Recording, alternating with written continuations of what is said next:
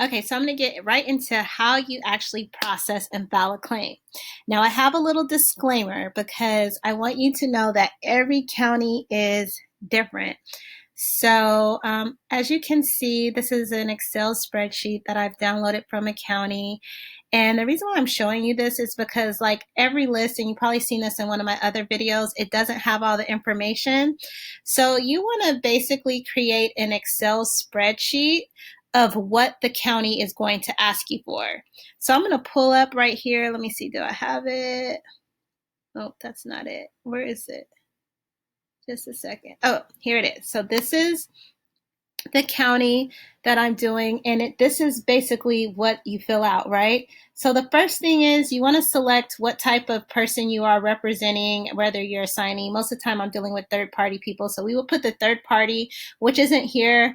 I would explain how you could collect in this county in another video, but let's just say it does have assignee. You would click this box right here.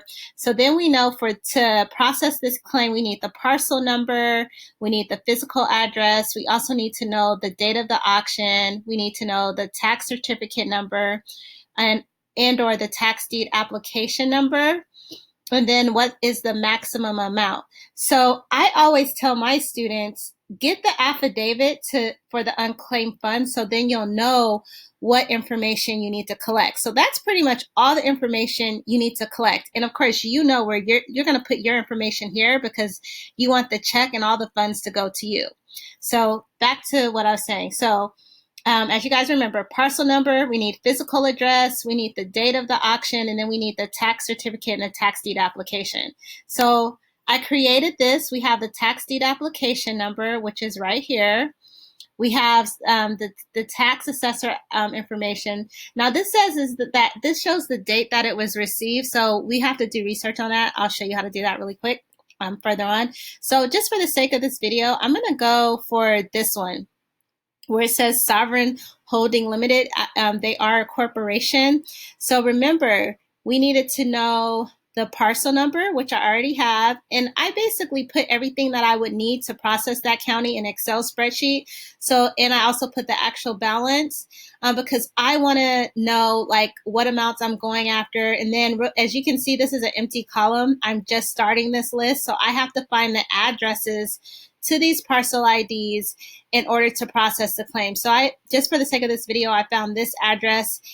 So that way I know I pretty much have everything. And so what I wanted to do was show you how to find this.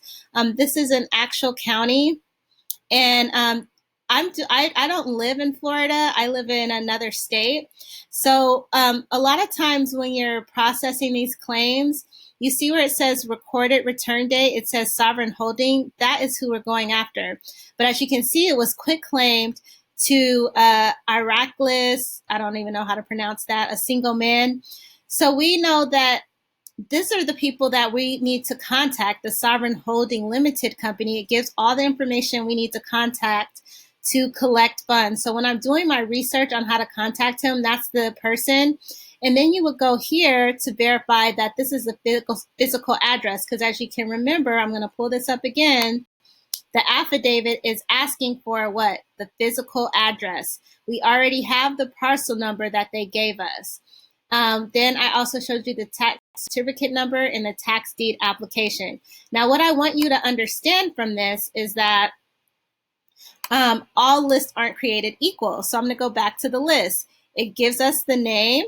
It gives us the parcel ID number, it gives us the tax deed application, and it gives us the account balance. And so for this particular list, we have to find the address, which I just showed you right here, which you can go into the county clerk's office and get the deed.